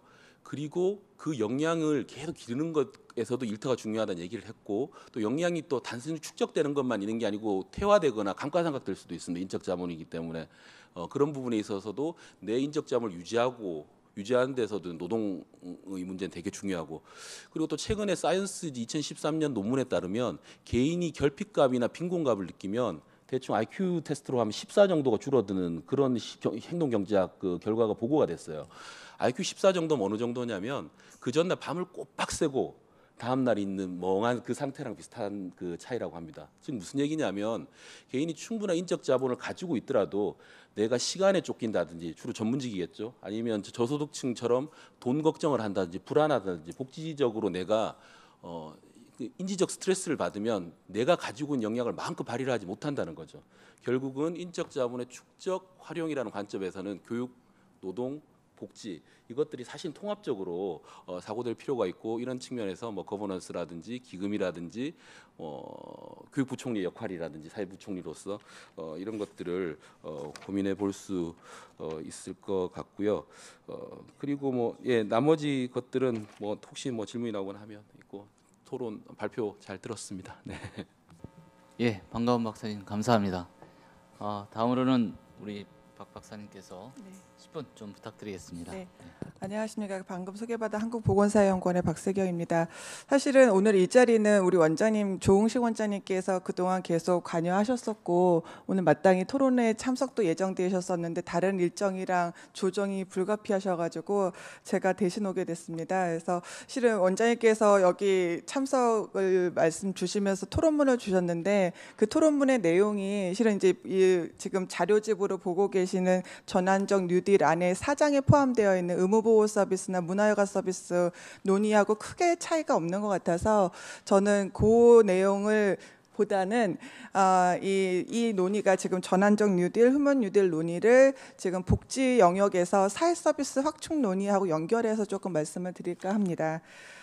제가 이해한 그 전환적 뉴딜 논의는 제가 이제 경제학 전공자가 아니다 보니까 이 거시 정책과 미스 정책의 균형점 모색이라는 측면에서도 볼 수 있겠다 이런 생각이 들었고요. 특히 이제 경제 사회적 시스템의 전환을 모색하는 과정에서 이 국민 개개인의 삶에 대한 개입 방안, 그래서 사회 정책과 그 경제 사회 정책, 경제 정책과의 균형점 모색이 필요한 시점에서 이제 이 구체적인 실천 방안을 고민하시는 게 아닌가 이런 생각이 들었습니다. 특히 휴먼 뉴딜로 대표되는 이 휴먼 서비스 확충 논의는 인적 자원 투자를 통해서 사람 우선의 포용국가 전략에 대한 어떤 실천 방안으로서 제시가 된 것 같은데요. 이 휴먼 서비스는 다른 서비스 영역과 달리 대인적인 서비스라는 특성이 있습니다. 즉 다시 말해서 사람에 의한 사람을 대상으로 한 서비스 제공이 이루어지기 때문에 제공 인력이 어떠한 전문성과 어떠한 퀄리티를 가지고 서비스를 전달하는가에 따라서 그 서비스의 효과성이 달라질 수 있다라는 그런 특징이 있습니다. 이 대인 서비스가 결국은 이제 사회 서비스로 다시 통칭이 되는데, 사회 서비스의 중요성은 기존의 우리나라 그 복지 제도 안에서를 한번 들여다보시면 더 분명하게 부각이 되는 것 같습니다. 잘 아시겠지만 우리나라 기존의 복지 제도는 주로 이제 소득 보장 중심의 그 제도 운영이 이루어져 왔습니다. 그런데 인간의 삶이 기본적인 욕구를 충족하는 그 소득 보장 정책만으로는 행복해지지 않고 그리고 안정감이나 그 불안으로부터 자유로워질 수 없고 무엇보다 오늘 여러 차례 강조되는 그 역량의 극대화 본인이 갖고 있는 인간이 갖고 있는 개인 역량을 최대로 발현할 수 있는 그런 여건을 만드는 데는 소득보장 체계만으로는 한계가 있다는 것은 이미 극명하게 드러났습니다. 그래서 그 소득보장 제도를 보완해서 사회보장 체계가 갖추어야 할 그 인간의 기본적인 문제 해결 플러스 역량 개발까지 이루어지는 이 모든 것을 아우러내기 위해서는 서비스, 휴먼 서비스의 중요성이 굉장히 강조되어야 된다는 것을 말씀드리고 싶고요. 그리고 그 휴먼 서비스 안에서도 이제 그 발표 자료에 포함되어 있는 의무보호 서비스나 문화여가 서비스는 특히 우리나라 서비스 영역 중에서 취약한 부분, 그 필요성에 비해서 그리고 수요에 비해서 공급도 부족할 뿐만 아니라 그 서비스의 질이 여러 가지 문제를 갖고 있는 그 의무보호 서비스와 문화여가 서비스가 중요하다는 것을 이 그 자료에 지금 이제 유 원장님께서 발표하신 자료에서도 그것이 드러나 있고 본 보고서에서도 그 논의를 하고 있습니다. 그 의무보호 서비스 관련해서 간단하게 말씀을 드리고 싶은데 의무보호 서비스의 중요성 그리고 시급성, 절박성이라고 하면은 굳이 다른 게 필요 없고 이미 여러분들이 언론에서 드러나고 있는 각종 학대 사건이라든지 아동이나 노인 학대 사건, 장애인 학대 그리고 각종 폭력 사건뿐만 아니라 실은 인재, 자연재해로부터 나타나는 그 PTSD 같은 경우에도 선진국에서는 이미 국가가 개입해서 그 부분에 대한 심리 정서적 지원 서비스까지 제공을 하고 있습니다. 근데 우리나라는 아직 그러한 그 심리 정서적 지원까지는 복지제도 갈 수 없는 영역으로 그 치부되고 있는데 우리가 앞으로 그 국민 개개인의 삶의 질 그리고 행복감 증진을 국가 정책의 목표 지향으로 삼는다면 그러한 구체적인 개입 전략이 마련되지 않으면 안 되겠다. 이런 논의에서 그 근본을 찾을 수 있다고 말씀드릴 수 있겠습니다. 또 하나는 기존의 복지 서비스, 사회복지 서비스는 주로 이미 어떤 문제가 발생되고 난 다음에 그 문제의 해결 측면으로 치유 방안으로서의 서비스 제공을 국가가 주도를 했다고 하면 이 휴먼 서비스를 의무보호 서비스나 문화여가 서비스를 통한 휴먼 서비스는 사전 예방적으로 어떤 문제가 발생하기 전에 이미 개개인의 일상의 삶에 개입을 전제로 한다는 점을 강조를 해야 될 것 같습니다. 그럼에도 불구하고 사실 저는 복지 전공자는 아닙니다. 그래서 사회복지 전공하신 분들이 제가 이렇게 언급을 하면 매우 불편해하실 수는 있는데 복지 제도 운영하는 데 있어서 국가가 책임져야 될 부분은 분명합니다. 취약계층에 대해서 국가가 취약계층의 기본적인 삶을 유지하실 수 있게끔 하는 부분은 굉장히 분명하고 그러한 과정에서 공공재정의 투입도 당연하게 고려할 수 있는데 우리가 어디까지 국가가 모두 책임질 수 있을 것인가 국가의 책임성에 대한 부분은 다시 한번 생각해 볼 시점이 아닌 것 같습니다. 생각해 볼 시점인 것 같습니다. 왜냐하면 이 국가의 공공재정 투입을 통해서 국민의 개인의 삶의 일상생활에 모두 개입하고 그리고 모든 국민이 다 행복해질 수 있다. 이건 현실적으로 불가능한 얘기고 이미 이제 여러 재정학자들이 통계를 보여주시는 것처럼 복지 지출을 지금 수준, 여태까지 수준으로 이렇게 급속하게 증가시키기는 한계 상황에 도달했다는 게 누구나 다 자인하는 바라면 어떻게 하면 이제 복지 확충, 서비스 확충을 조금 더 합리적으로 할 것인가에 대한 고민이 필요한 것 같습니다. 그런데 취약계층에 대한 국가 책임성, 복지에 대한 국가 책임성 부분이 강조되다 보니까 이 복지하는 영역에서 민간과 공공의 파트너십에 대한 얘기를 꺼내면 굉장히 불편해들 하세요. 이거 아직도 국가가 책임져야 될 부분이 여전히 많이 남아 있는데 왜 자꾸 민간을 여기에 끌어들여서 국가 책임을 오히려 회피하는 수단을 만들어내는 것이 아닌가 이런 논의들이 바로 그 반박에 나오게 되는데 저는 아까 말씀드린 대로 이게 예방적인 서비스 그리고 국민의 그 삶의 질과 직결되는 심리 안정, 정서 지원 서비스 그리고 많이들 얘기하시는 고령화에 따르는 돌봄 욕구에 대한 욕구의 수요에 대응하기 위한 서비스 이 모든 서비스를 욕구 기반으로 충족시키기 위해서는 국가가 혼자서는 도저히 불가능하다고 생각하고 이 부분에서 어떻게 민간과 어떻게 시장과 합리적인 그 파트너십을 만들어낼 것인가에 대한 구체적 전략 논의가 필요한 것 같습니다. 마지막으로 한 가지 더 말씀드리고 싶은 것은 이제 우리 지금 사회보장 기본법이 있습니다. 사회보장 기본법에 보면은 보건하고 복지 이외에도 고용, 교육, 주거, 환경, 문화 영역까지도 다 사회 서비스로 총괄을 하고 있습니다. 그래서 법적 기반에 근거하여서 사회 서비스를 확충한다고 할 때 우리가 보다 적극적인 민간의 참여를 이끌어내기 위한 여러 가지 그 정부 역할 중에서 저는 우선시돼야 될 거는 국가가 최소한의 그 질에 대한 담보, 어떻게 그 품질을 서비스의 품질을 관리할 것인가에 대한 역할을 분명히 하는 게 우선이라고 생각이 들고요. 사회 서비스가 아마 생소하실 텐데 그냥 단적인 통계를 보면 우리나라 전체 사업체 수가 한 382만 개 정도 되는데 사회 서비스 사업체가 그 중에서 21만 7천 개 정도가 됩니다. 전체 사업체 수 중에서 한 6%가 사회 서비스 업을 담당을 하고 있다고 보시면 되고, 그다음에 1990만 명에 이르는 전체 그 종사자 수 중에서 320만 명 정도, 그러니까 한 16% 정도가 사회 서비스 종사자라고 보시면 됩니다. 그러니까 이 사회 서비스업이 사실은 굉장히 포괄적이고 여러 제 분야를 아우르는 업종이라서 이 전환적 뉴딜 측면에서도 사회 서비스업을 조금 전환적으로 바라보실 수 있지 않을까, 이런 제안을 드리면서 토론을 마무리하겠습니다.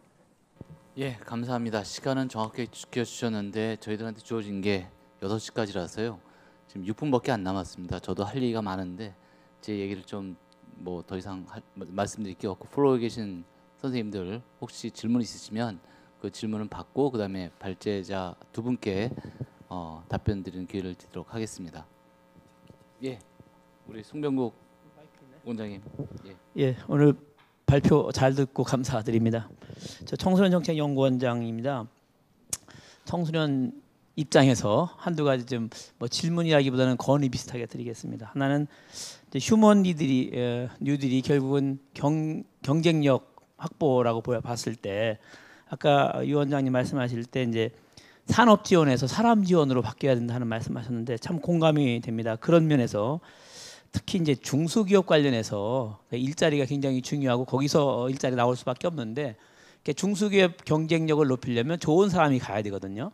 그러려면 결국은 제가 지난번 다른 자리에서 한번 말씀을 드렸는데, 여러 가지 이제 그 소셜 시큐리티 확보 차원에서도 중소기업 연금제 같은 걸 좀 확대하면 어떨까 한번 말씀을 드려보고요.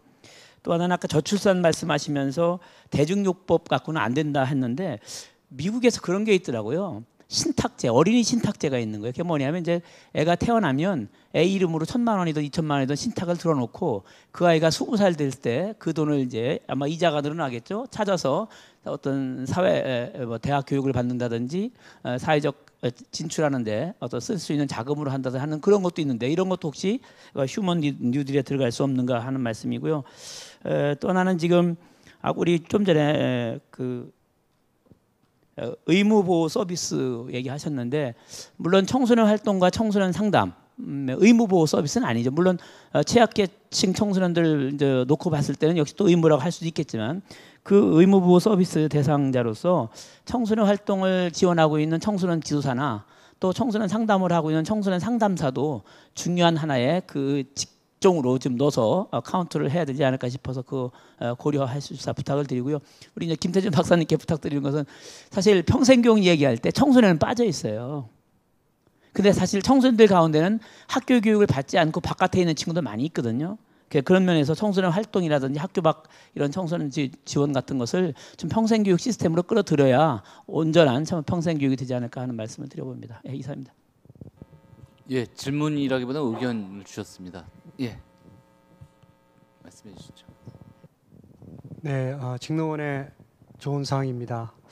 저도 꼭 질문이라기보다는 몇 가지 의견을 좀 드리고 싶습니다. 사실 그 가장 큰 문제가 이제 뭐 인구가 이제 자꾸 줄고 하는데, 결국은 이제 불만 때문에 행복하지 못하기 때문에 이제 그런 거라고 여겨집니다. 그래서 국가적으로 어떻게 그 국민들의 행복감을 측정을 해서 정말 아직도 행복하지 않은 많은 사람들을 어떻게 행복할 수 있을까, 하는 데 이제 좀 정책적으로 이렇게 노력을 하면 좋지 않을까 하고요. 그래서 이제 그러려면 뭐 지자체하고 협력을 좀 더 강화를 해서 하면 좋겠다는 생각이 들고, 일전에 제가 그 학회에서 제프리 삭스 교수님을 만났더니 이제 저개발국의 그 교육을 위해서, 복지를 위해 가지고 글로벌한 그런 텍스를 걷어 가지고 하면 좋겠다 이런 의견을 내셨는데, 우리는 뭐 아직 그런 것보다는 행복세를 따로 만들어 가지고 정말 필요한 계층에 그런 펀드를 좀 쓰면 좋겠고, 중앙정부에서 행복 부서를 하나 만들면 좋겠다는 생각이 들어요. 이제는, 그죠? 성장을 위해서 옛날에 경제기획원을 만들었지만 이제는 행복 부서를 만들어서 국민들의 행복을 위해서 노력을 하면 좋겠다 이런 생각이 듭니다. 그리고 그 역량 개발이 이제 굉장히 중요한데, 문제는 저희가 역량 개발을 하지만 활용을 어떻게 할 것인가에 대해서 또 고민을 해야 될 것 같아요. 근데 대부분 이제 대도시 위주인데, 저희가 작년에 그 지역 소멸 예방 쪽으로 이제 연구를 하다 보니까 농촌이나 이 동흥 지역에 사실은 이제 무너지고 하는데, 이 예전에 그 평화봉사단이 우리나라에서 봉사를 한 것처럼 이제는 도시에 있는 청년들 그리고 중장년들이 하나의 팀이 돼서 지역 평화봉사단 해서 지역을 살리고 그 지역에 필요한 여러 가지 서비스를 해주고 하는 쪽으로 일을 하면서 그 어떻게 보면 지역의 소비를 또 만들어내는 그런 선순환 구조를 이렇게 만든다면 또 일자리도 창출되고 하지 않을까 하는 생각이 들었어요. 그래서 이제 그런 거를 위해서는 사실 뭐 예를 들면 서울엔 많은 사람들이 이주를 하니까 뭐 전라도 공흥에서 이주를 하고 경상도 의성에서 이주를 하고 한다면 서울이 몇십만 명의 인원을 돈도 안 들이고 사람을 어떻게 보면 쓰는 거 아니에요. 그렇게 되면 서울의 예산의 일부를 공흥하고, 그죠? 의성에 이렇게 또 주는 그런 예산 공유제 뭐 이런 것들도 좀 하면서 하면 좋지 않을까 이런 생각이 들고요. 이 지방대학과 관련해 가지고 마무리 좀 부탁드리겠습니다. 금방 마무리하겠습니다. 그 우리나라의 모든 대학은 이 글로벌을 지향을 하는데, 지방대학은 진짜 지역 중심의 대학이 돼서 커리큘럼의 한 뭐 10% 내지 30% 정도는 지역의 교육, 연구, 봉사 중심으로 해서 지역 사회와 연계를 해서 한다면 결국은 그 학생들이 거기서 정주를 할 수 있고 잡을 잡을 수 있고 전문가가 될 수 있고 하지 않을까 생각이 듭니다. 그래서 그런 제안을 하면서 함께 또 열심히 그 일을 할 수 있으면 좋겠습니다. 감사합니다. 예, 감사합니다. 직론의 조 박사님 의견을 또 주신 것 같습니다. 그죠? 그 행복세, 뭐 행복 부서까지 말씀하시고 예산 공유제까지 말씀하시고 여러 가지 제도적 보완을 말씀해 주셨는데,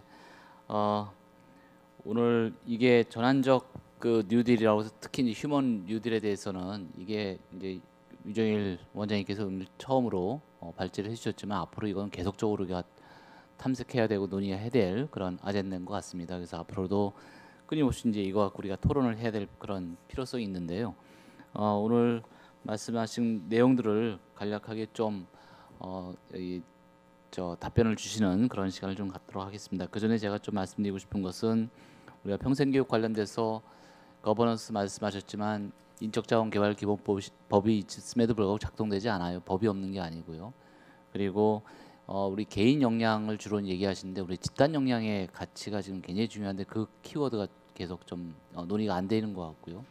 또 지방대 육성 말씀하셨는데 지금 개별 대학의 경쟁력이 아니라 이제 쉐어링 이 이 자원 자체가 부족하기 때문에 이 공유 자원, 교육 자원의 공유 체제를 통한 이 대학의 집단 경쟁력 체제의 필요성이 계속 부각되고 있습니다. 그러니까 과거의 패러다임 속에서 우리가 이 평생교육 얘기할 때 스쿨 투 워크이라든지 워크 투 스쿨이라든지 워크 투 워크이라든지 이 논의에서 크게 벗어나지 못하고 있는 20년 전의 논쟁에서 여전히 벗어나지 못한다면 휴먼 뉴딜에서 지향하는 것이 얼만큼 극복될 것인지 이 부분이 이제 여전히 우리의 숙제가 아닌가 생각합니다.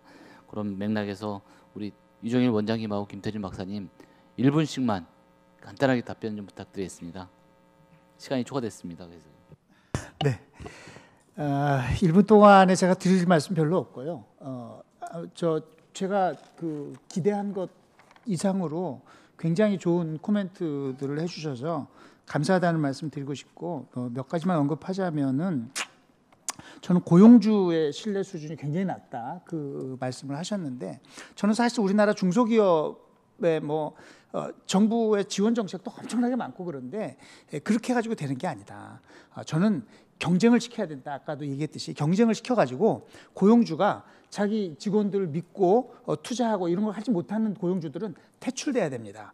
그리고 많은 중소기업 하시는 분들이 중소기업을 우리가 막 우상화하는 게 있는데 뭐 회사 돈을 자기 돈처럼 알고 뭐 무슨 직원을 무슨 머슴처럼 알고 막 황당한 사람들 많아요. 그 빨리빨리 망해야 돼요. 망해야 되고 진짜 그 직원들이 가치 창출의 원천이라는 걸 인식하고 제대로 투자하고 이렇게 미래를 보고 이런 중소기업들이 막 커나갈 수 있도록 스페이스를 열어주는 것이 맞다. 그러면 중소기업들을 막 망하게 하려면은 어떻게 해야 되냐?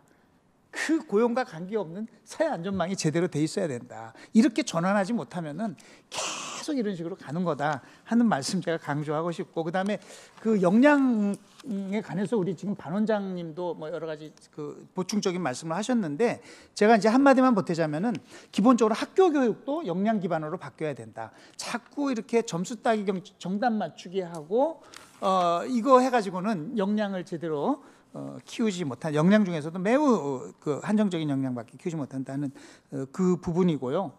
뭐 시간이 없으니까 제가 여기서 일단 마치고 여러 가지 그 제안해 주신 것이나 이런 것들은 최대한 앞으로 가면서 또 반영시키고 해서 더 발전시키도록 하겠습니다. 감사합니다. 예, 감사합니다. 그 역량 개발도 중요하지만 활용도 중요하다고 말씀하신 노동시장의 이 질서, 그래서 지금 새로운 그 시장 질서에 대한 얘기를 지금 원장님께서 하신 것 같습니다. 다음은 김태준 박사님 1분 부탁드리겠습니다. 그 시간이 짧아서 다들 답변 못 드릴 것 같고 다 공감하는 말씀을 해주셨고요. 제가 말씀드리고 싶은 거 한 가지가 있는데 그 뭐냐면은 그 NGO 역할에 대해서 좀 말씀드리고 싶어요. 그러니까 우리나라가 굉장히 그 시민 주체성 이런 게 낮아요. 그러니까 아까 법을 개정하고 부처를 뭐 통합하고 뭐 여러 가지 근데 그런 수요는 어디서 나오냐면 국민들한테 나오거든요. 근데 그런 부분에 대해서 목소리가 너무 낮아요. 그 다른 나라들도 보면은 중요한 제도 바꿀 때는 국민들이 나서 우리도 뭐 촛불도 했고 그랬으니까 실제로 제도 차원에서 요구를 해야 된다고 봐요. 그 고용 부분에서도 마찬가지죠. 역량 개발하고 고용하는 우리 지원해달라고 과감하게 NGO에서 그 국민들 개개인이 못하면 그 집단적으로 그거를 저는 어필해야 된다고 봐요. 그래서 그 해결이 더 빠를 수가 있어요. 제가 지금 저기 제안하는 방식이 탑다운식으로 해서 뭐 대통령이 뭘 정해가지고 부처정해 이런 거 그런 거는 우리가 수없이 해봤어요. 그거 다 실패입니다. 그래서 저는 오히려 국민들이 나서야 된다고 봐요. 그래서 이런 정책들이 정부가 하는 정책이 아니라 사실은 국민들을 위한 정책이고 국민들이 실제로 필요한 정책입니다. 퇴직하고 뭐 하실 거예요? 저한테도 되물어보면 사실은 그거는 정부에서 지원해 줘야 되는데 그런 부분에 대해서 해야 되는 거 사회 단체가 그런 부분에 대해서 전문성을 가지고 정부하고 니고를 해야 된다고 봅니다. 예, 감사합니다. 그 외에 얘기할 게 많은데요. 이 전환적 뉴딜에 관해서는 이제 새로운 어젠다로 이제 유종일 원장이 부각을 시켰기 때문에 우리 경인사연 전체를 통해서 그래도 계속 이 의제 갖고 각 기관과 협동해서 앞으로 교육개발원도 관련돼서 이것을 가지고 주제를 갖고 한번 긴 토론을 할 수 있도록 또 시간 마련하도록 하겠습니다. 예, 우리 발제해 주신 두 분 선생님하고 토론해 주신 두 분 선생님께 다시 한번 감사 말씀드리고 박수 부탁드리겠습니다. 감사합니다. 네, 수고하셨습니다. 예.